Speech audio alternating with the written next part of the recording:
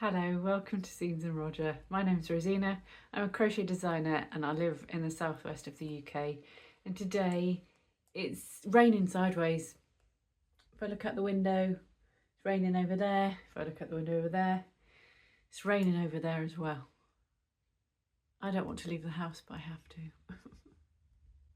We're not here to talk about the weather. Let's talk about crochet and wool and yarn and knitting in general, all of the good stuff, because why not?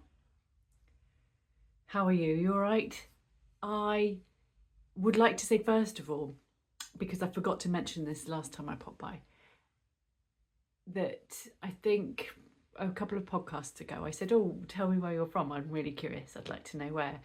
And it was lovely to see that we are from everywhere, and loads of comments from loads of different countries. It was really exciting to see that everybody is like this worldwide community. Blinking loved it. So thank you for leaving a comment to tell me where you're from. You can do it today if you like. It's absolutely fine. I'd love to know if you're from somewhere else or you're coming back.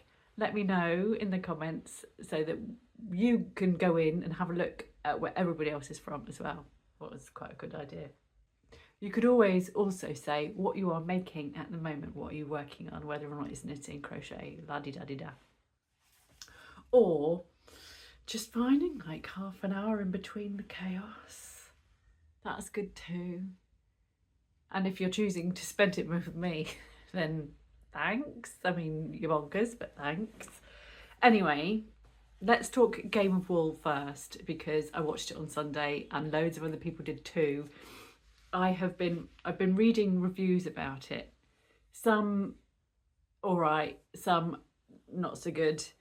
And oh my gosh, haven't we all got opinions about it? I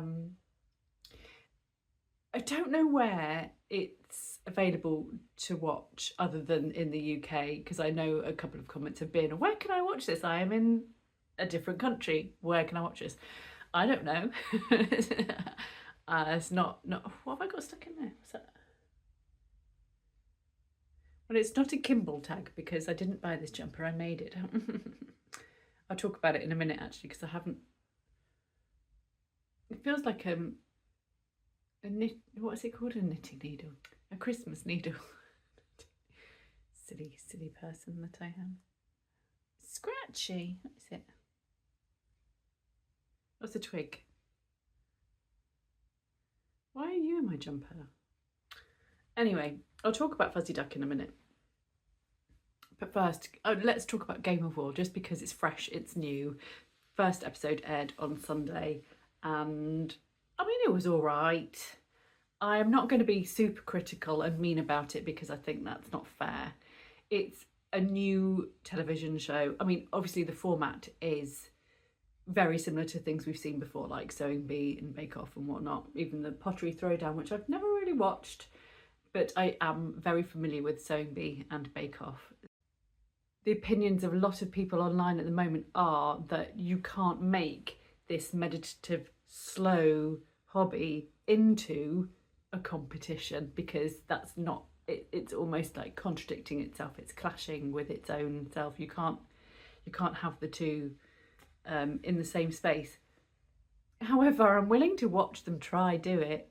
There's 10 competitors all vying to be, I don't know what it is, Britain's best knitter or something, and we know it's not literal. It's not going to be literally, you can't declare who is the best knitter. That's not how it works either. But for the sense of a game show, who cares? Let's just go with it. The other thing that people are up in arms about is the chunky yarn when using a Fair Isle knitting technique. And again, maybe it's because I'm not a full-on knitter. And where's my knitting? I mean, I finished my Sophie shawl. This is my knitting standards. I can knit, but I can't knit. I've never tried Fair Isle or colour work. And so am I in a place to say whether or not it's a travesty to use super chunky yarn to try Fair Isle? Television comes with its own set of challenges in that you can't spend 40 hours knitting a garment to show in like a 20-minute time slot or whatever. The whole program is an hour, but there's a couple of different challenges that they do, and all the blurb that goes in between. And you're watching 10 contestants do the challenge, the garment, the knitting. So you can't possibly have a 4-ply Fair Isle vest made for one weekend of one episode of a show. So it's okay that it's chunky knitting. I don't care. I actually think chunky knitting looks better than chunky crochet. And I like the vests. They were cute, apart from I really would have liked to have seen that finished steeked one. I wanted him to have a chance to finish it. Even if like the bell goes and it's needles down and all of that. Why wouldn't it be lovely if we got the opportunity to see them finish it afterwards? Like, this is what you did in the time and this is me finishing it, because we still don't know whether or not the steeking would have worked. I mean, I as a non-accomplished knitter was wincing at the fact that you were trying to steek super chunky yarn, and I know the risks involved in that. But I wanted to see it finished. I wanted to see if it was a success and whether or not it would look really well done using that method. But will we ever find out? I don't know. I don't know. The guy is called Gordon. I was calling him Gerald. I think he's called Gordon. Sorry. I don't know who he is, so I don't know if he's gone back online afterwards and whatever. Just hopping on, like I've had my lunch since I filmed all the podcast, and post lunch scrolling through Tinternet, I saw Man Knitted in Scotland, and it's him. He's Gordon, and he's talking about the steeking. And he did a trial vest before the competition one, and the steeking worked. And he said he had absolutely no issue, no concerns. He knew it would work because of the techniques he used. So we don't need to worry about the steeking at all. Sorry, my camera's wobbling now because I can't hold it up. My arm's not strong enough. So yes, I've seen the result and it's fine. And also, just to say, in case I forgot to say it earlier, the wrong person went. The person that should have gone is the person that makes a jumper whose head cannot fit through the hole. Right? Stop saying right after every sentence. I like the group challenge too, where they split into 2 teams and they have to work together. That's different, isn't it? I don't think I've seen that in any of those rival shows. I mean, probably not a rival yet. 2 teams have to create a cover for a sofa, which seems a bit bizarre. And again, it's chunky yarn, but I liked the working together, and I thought the outcomes were interesting as well. I'm curious about challenges in up and coming episodes, because they advertised for the next episode and it was dog outfits, and I'm a cat person, not a dog person. I mean, I don't dislike dogs, but I don't want to see a knitted dog outfit as one of the challenges. So, I mean, you can sort of tell that I didn't love it, but I don't hate it either. And I'm willing to reserve judgment on it, because episode 1 of the first series is not a fair comparison to what it may grow into, right?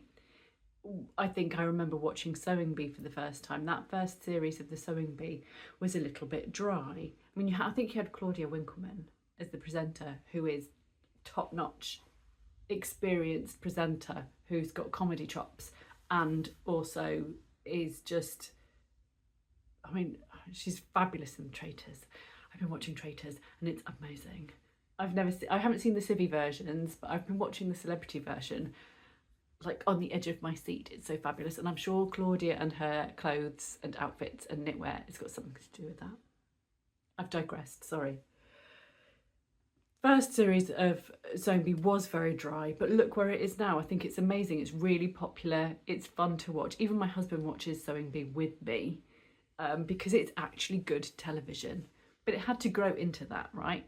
So let's not judge the other one, whatever, the Game of Wool by episode 1, because everyone's really nervous. You can tell that Tom Daley is really nervous, even though he's very cocksure. Like, I didn't like him in Celebrity Traitors particularly. I thought he was a bit full of himself. However, in Game of Wool, you can see he's nervous. It's awkward, but let's see where it goes. I have opinions and I don't want to be mean, but my first like emotional feeling is, who is he to come into a space that is full of people that have been knitting, crocheting, both, for decades and are amazing at what they do. They're skilled, talented, experienced. And then somebody rocks up, and because they're a young, arguably good-looking fella with very little experience and not a great deal of skill yet, I can see how it's jarring. However, on the flip side, he has done an awful lot to bring this craft up to a much more higher level. And I don't mean of standard, I just mean it's in the public arena. People know about it more, it's become more popular, and I don't think that that is a bad thing. It supports the designers who sell their patterns, it's supporting small businesses in terms of the designers, in terms of wool sales, and just highlighting traditional crafts, which I think is really, really cool. So I'm torn because, yeah, I'm like, a man wades in when women have been taking hold of this for centuries. It's interesting. There's a whole history behind knitting, especially in terms of who used to do it, in terms of who's been doing it this century, that it's not in my brain, and I have not done enough research to be able to spew it here today. But basically, I think medieval times, there were like guilds of men knitters and women weren't allowed. And then as soon as it becomes like this female associated thing, it kind of goes down in people start to judge it more. It becomes seen as less skilled for whatever reason, which is ridiculous. But because it's a woman doing it, it's misogyny, right? Anyway, let's not dwell on that too much, because like I say, I could get myself into an awful lot of trouble having not researched it. I don't want to go on a kind of tirade which is ill-informed, so it's best to, I think that is kind of it. The other thing as well that people were outraged about is that there was a very bizarre advert on it. Like, I don't know what break 1, break 2, who cares? But there was this advert with a woman singing, advertising cremations. And I haven't gone back to rewatch it. And I think maybe I'll just Google that advert to see what the blazes, oh, that's the wrong choice of word. To see what the heck it was about. What? Why would you choose? I've never seen an advert on primetime telly for cremations. So do we reach the same conclusion that they are assuming that the demographic for this programme is going to be people that are going to pop their clogs soon? Or should we be outraged by this yet? So yes, there's a few things wrong with it, but there's lots of things to look forward to, and there's lots of things that can be right about it too. And I, for one, am going to withhold proper judgment until the whole series is over. I'm curious to see where it goes. I think people will find their feet, people will become more confident and more at ease in themselves, whether or not that's Tom Daley or Di Gilpin or Sheila, I can't remember her other name. I think they've got it in them to be Esmes, you know? it's just really difficult to find your feet at the beginning, because if it was me, I'd be absolutely bricking it. So if you've watched it, what did you think of A Game of Wool? Did you like the presenters? Did you approve of the format? Did you like the challenges? What challenges do you think would be good?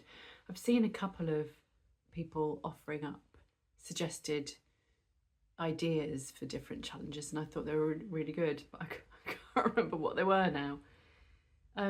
But just maybe even because we know it takes so long, perhaps episode 1 could have had like the challenge of choosing your own yarn, making your own design, and then by the end of the last episode you come back with a completed thing, allowing the makers to create something that actually isn't under those crazy time constraints. What were the other ones? I can't remember what was suggested, so if you can think of some good ideas, drop them below in the comments, because I'd like to see. And if I can remember at some point 1 or 2 of the other ideas that people had, I'll say them, but my memory these days is shocking, so I don't remember anything ever at any point. Let's just do a quick mention of the chunky mittens that I was talking about last time, because there is now a tutorial and a free pattern on my blog for chunky mittens. Not super chunky though, this is just normal chunky. I wouldn't make mittens in a super chunky, but they might on Game of Wool. Anyway, a nice little pattern. I'm really pleased with it. So far it's died a death, and nobody's really watched the tutorial, which is a shame, and I'm sad about it. But you can stripe them up, and then if you watch last podcast, you will see me talking about them as I was making them a little bit. But that was before I'd filmed the tutorial and things like that, and I had some different mittens, but they are ready, up and waiting for you. I'm working on a granny market bag. I'm almost to the centre, and then I'm going to start decreasing, and then you gather in to make a market bag. It's my own pattern that's on Etsy and what's the other one called? Ravelry. And I thought it would be nice to make an all-in-one colour version, because I think sometimes wearing something, taking something out that's extremely colourful can make me feel a little bit self-conscious. Not to analyse my personality or anything, but there's some occasions where I would rather just blend into the background. I'm not a particularly, extrovert person, apart from when I am, if that makes sense. But I thought just a brown market bag. This is like one of my favourite brown shades, just a rich chocolate colour. Brown and green are my favourite colours. I visited Saustrine Green for the first time ever. It's a shop that, is it a Danish shop? Is it from Denmark? Saustrine Green opened up a shop in branch in Exeter. It's the first time I've ever been to a Saustrine Green before. I think they had them in Ireland for a long time before it came to the UK, and then there were branches in the UK, and never have I been to one before apart from on Monday. And they sell yarn. Think of it like an IKEA but for bits. So no big giant flat pack furniture, but it's all the bits. So a little bit of kitchen stuff, candles, little pretty ribbons and bows. There was loads of Christmas wrapping paper and loads of beautiful Christmas decorations.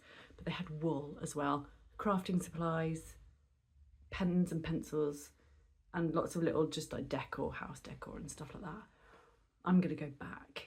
It's great for Christmas shopping. I'm definitely gonna go in there and buy everything for people's Christmas presents. This yarn is from Saustrine Green, and it's a cotton yarn. I think it was like £2.78 for this, which I didn't think was too bad. So I bought 4 of this gorgeous green, which is like the ultimate gorgeous green. Gorgeous, gorgeous, gorgeous. Love it. Rich, lush, verdant, and this brown. I don't think they have names. The cotton was the most prolific. They had loads of cotton and lots of different colours. There were a couple of different greens. I don't know if this has got a label. I know it's got a label, I'm looking at it. Has it got a colour on the label? Don't know. Can't see a colour on it. Maybe that's just my eyes, because I need reading glasses as well now. Anyway, I also bought this, which is a merino wool blend. Is it? A wool blend, it says. 70% wool, 30% viscose from bamboo.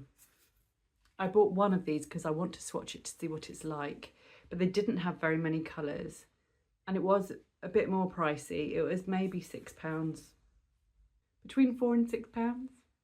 I can't remember now, but it's all, I would say it's a double knit, but it's a single strand. And I'm curious about how that will be, but if I don't love it, I probably wouldn't invest in like a sweater quantity, even though I kind of want to. But it was a really good first. It's always exciting to go to a new shop, isn't it, and look at all the new things. And given that they have yarn as well, it's a win. Loved it. My wrist warmers that I talked about last time are almost done. I need to reread the pattern because I don't trust myself. And I don't know whether to get it tested or not, because I think the thumb technique is pretty, I was going to say it's pretty new. I've never seen anyone do a thumb technique like I did. And I want to see if others find it easy. So would you be interested in testing? I was just interested in whether or not if this was as easy as I think it is. I think it's a really easy method that I've come up with. Join as you gum. Join as you gum. Join as you go thumb.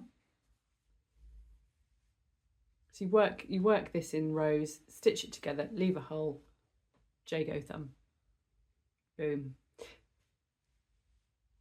I've decided to call these Merrin because it means like sea, or it's, and the yarn is Seafarer by John Arvin Textiles, and I thought Merrin sea goes well. Originally it was going to be Mirrin, but when you look up Mirrin as a meaning, it had too many meanings, whereas Merrin is very definitively to do with the sea. Mer, Latin, right? It's also a saint, a Cornish saint. I'm not in Cornwall, I'm in Devon, but it's right next door. And I think it means something like joyful as well. So what's not to love? It did actually have loads of names, and I was really undecided. And if I'm like that, then that means it's not right yet. So originally I think I was going to call them Siren Song, but then I think the yarn itself, I don't know if this colourway is called Siren, but one of the colours in the collection of Seafarer is called Siren, so I didn't want to call the pattern Siren Song. Then I photographed these in the woods rather than at the beach, which I made a mistake there. I should have taken them to the beach because, for obvious reasons, but I took them to the woods and photographed them in the woods. So I called them Salt of the Earth to reflect the salt of the sea, and then the earthiness of the woods. But then I thought, you've just taken some pictures in the woods of some wrist warmers. Don't let that define them. Then it had another name which I've forgotten. I threw a few more options out there, and then this morning I just thought, they're Merrin. They're Merrin. I've done a small version, and I won't do, like, I think we had this conversation last time, and the comments I got back from you guys was that you wanted the wrist warmers released before I started fanning around with mitten versions as well, because it will take me ages. So wrist warmers are coming on their own, because otherwise it would probably be not until next year for the mitten versions. But what I did do in the meantime was a short mini wrist warmer that has ribbing at the wrist as well as ribbing at the top. and just a standard hole for your thumb, no thumb, thummy thumb. And again, I actually think they work really well. They're dead quick to make, so it would be brilliant Christmas presents if I can get them out in time. Whether or not that's doable, we're in November now, so I've missed a trick, haven't I? Let me go and find a tech editor today and see if I can get them sorted ASAP. But let me know if you would like to test. You can either leave a comment. No, don't leave a comment. I mean, you could, welcome to leave a comment, but not by that. Email me, zeensandroger@gmail.com, or message me on Insta. This yarn is Walcott yarns, left over from She Sells Seashells. So it's a sport weight yarn. This is a sport weight yarn. This yarn is Eden Cottage yarns, which is gorgeous. It's a Pendle sport. This is so squishy and gorgeous. It's a merino and I love it. And I actually bought it to swatch for Fuzzy Duck, but it didn't meet gauge. And so I put the yarn to good use and I've made wrist warmers out of it, which I highly recommend. It's a really nice yarn. Talking of She Sells Seashells, I am not going to go on about it because I think I've talked about it. It's a work in progress still, so I'm not finished. But this is a sleeve done. I think I was about here last time. So I finished a sleeve and I worked that up whilst watching House of Guinness, which was all right, but it wasn't my fave. I thought they were trying too hard. But yeah, that's still the same. And I'm on the second sleeve. And I did. So that's She Sells Seashells in a navy blue, which I think will be very, very wearable indeed. It's getting near lunchtime. Can you tell how dark it is? It's so dark. It's 12:15. I haven't turned off my lamp because it's just so dark, and I'm using a lamp to light this, even though it still looks dark. And yes, this is Cerberus for sure. Did I show you this one or just the other shaped one? Oh no, I did show this one last time. It's the same green. You can tell, can't you? Can you see it? Is it camouflaged? I think this is probably going to be my centre point before I start making decreases now. But I worked on this last night when we were watching The Ridge, which is on BBC. Now I think it might be a murder mystery. Episode 1 last night. That's what we watched. Houndstooth.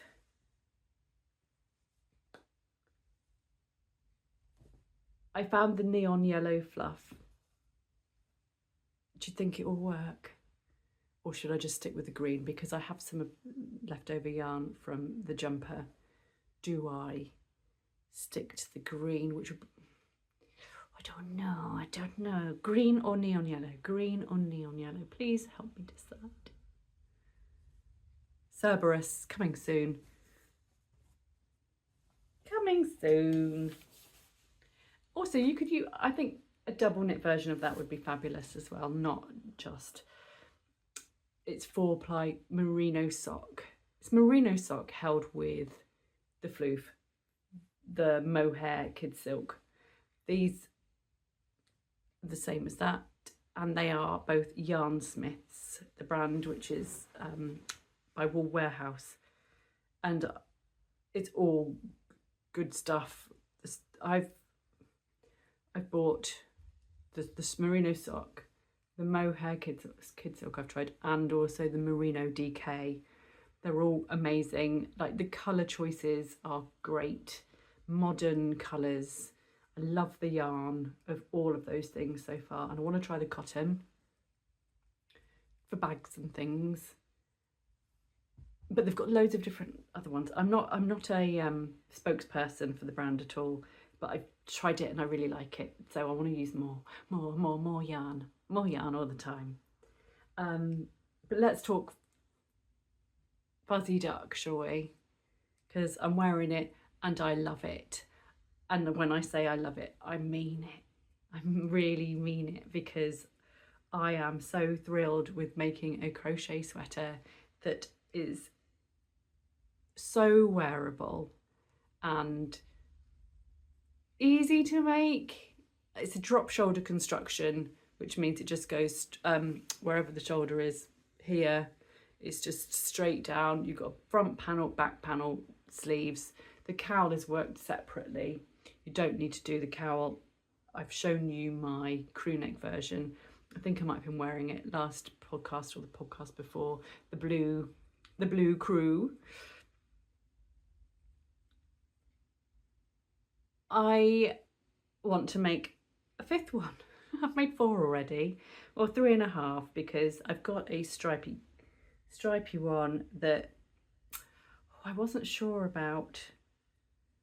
And I wasn't sure about it because my colours were, I wasn't willing to spend a shed ton of money on loads of different 4-plies or sock weight yarns, plus loads of different colours of kid silk mohair, despite the drop stuff being reasonably priced for kid silk mohair. I think it's less than £5 a ball. The Yarnsmith, when it's on offer, you can get it like 2 for 10 sometimes. So again, a £5, which for that yarn is very reasonable considering that a lot of them sell for £10 or more. But again, if you buy all of those different colours, 5, 10, 15, 20, 25, 30, 35, 40, just for the mohair, then you've got to hold it double with the 4-ply. Wow, that would be very expensive. So it was dictated by what 4-ply I had in stash and what mohair I had in stash. So I couldn't go full out on all the best colours and all my favourite colours. So I've just gone with what I had. And boy, did I have so much inner fighting with myself about the colour order. It's ridiculous. And now I've done it, I don't like it. I don't like this swatch of darker colours and then these lighter colours here. Why, if I could pick up this pink and plop it in here, I might be happier. The sleeves are a different colour order and I like them better, but I'm still not 100% sold. And that's why I haven't put the cuffs on or sewn in the ends. And there's no waistband either. But the waistband will be this colour, this sort of caramelly colour, the same as the crew, the neck. And the cuffs will be that colour too.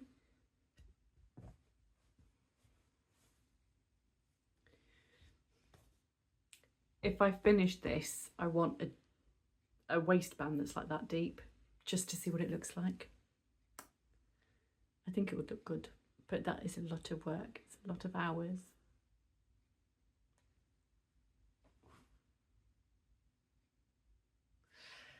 And I want the stripes to be half this width. They're too deep for my taste, I think. It's just ridiculous. I'm nitpicking and I'm being a perfectionist. Like I want it to be perfect. So if I were to remake this, and I do have the yarn scraps, I would make the stripes half that size. And I may have told you this before and just completely forgotten. And in which case, if I'm repeating myself, then I'm truly sorry.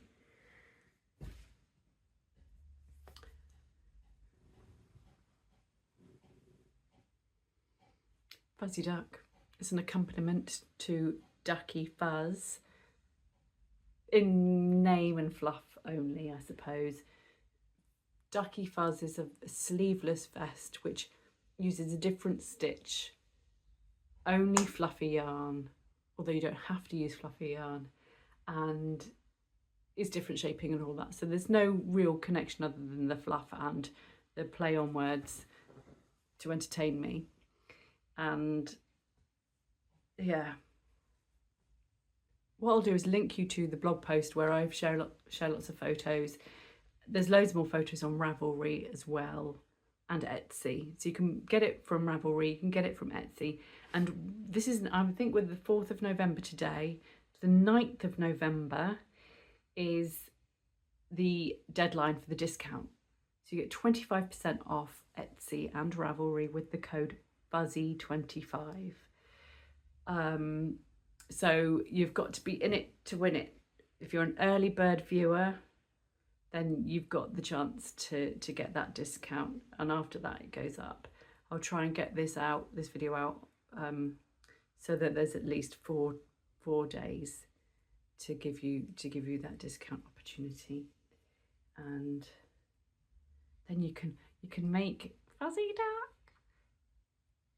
It has been tech edited. It has been tested by some lovely crocheters, a mix of people that I didn't know before and those that have tested before. So I must be doing something right if people want to come back and test for me again. That's what I think. I did write a blog post all about testing not that long ago. So if you want to check that out, then it's actually linked in the Fuzzy Duck blog post. I think I might have reached, this might be my final row before I decrease. If you have any questions about Fuzzy Duck, please let me know. I've tried to answer as much as possible within the pattern and shared that information in the Etsy and Ravelry listings. Things like the different sizes. There are 9 different sizes. The measurements for each are in those listings. The yarn quantities and things like that are in the listings. There's a bit of advice on what to do should you not want to use the fluffy yarn. So you can substitute it for a single yarn. A plump sport weight is ideal. Sheep pierce stone washed, I know, was used by a couple of testers based on the fact that I had swatched with it and it worked really well. I've shown you this before. Can I show you again? This is sheep pierce stone washed minerals, and I met gauge, so you could make a Fuzzy Duck in that. And it's got a mild fluff on it, a little halo, but it's actually cotton and acrylic. So if you have issues with animal fibres, then this is probably a really good option to choose. It isn't all like this colour changing. This is just the mineral stuff that has the stripes of colour changes in it. Just the plain stone washed. It's got a mild effect in a lot of the colours and looks really nice actually. And I think it would work really well in this sweater. Jumper, because I'm a UK person. It's really hard actually, as somebody who does a lot of stuff designing for an audience that isn't just from Britain. You do have to change the language. So I feel weird when I say sweater. I feel weird when I say wool, because despite its makeup, did I say wool or yarn? I feel weird saying yarn. I might have just said wool then out loud. Maybe I did, maybe I didn't. Regardless, in the UK, yarn is wool, even if it's not wool. Old school anyway, it was always called wool, even if it was 100% acrylic. Oh, have you seen my wool? Oh, that's nice wool. It's yarn. I am more likely to fall back on yarn these days because I've had to change my ways. But I'm still struggling a little bit with sweater. Not as much as I was, but it will and will always be a jumper. But every time I write a blog post, you'll notice how much I use sweater, because it's probably far more used universally. There's loads of other things too. I don't know. I think even things like vest. With See My Vest, I think is it a tank? No, I think it still is. See, this is it. I used to get confused because I was like, is it a vest? Is it a tank? Is it just, I mean, it's a tank top in the UK. I called it a vest because it was, I think, more in line with the international acceptable version of what a vest is. It's very complex. Oh, I'm being shouted at because my storage is low, so I think I'm going to have to go. I'll leave all the details. If I haven't shared enough about this, other than to say, I love it, I love it. I love this one, I love this one. It's got stripes. You've seen them before. Anyway, let me know how you're doing. Let me know if you enjoyed the episode. I'd love to hear from you. Thank you so much for watching. Cheerio, bye-bye.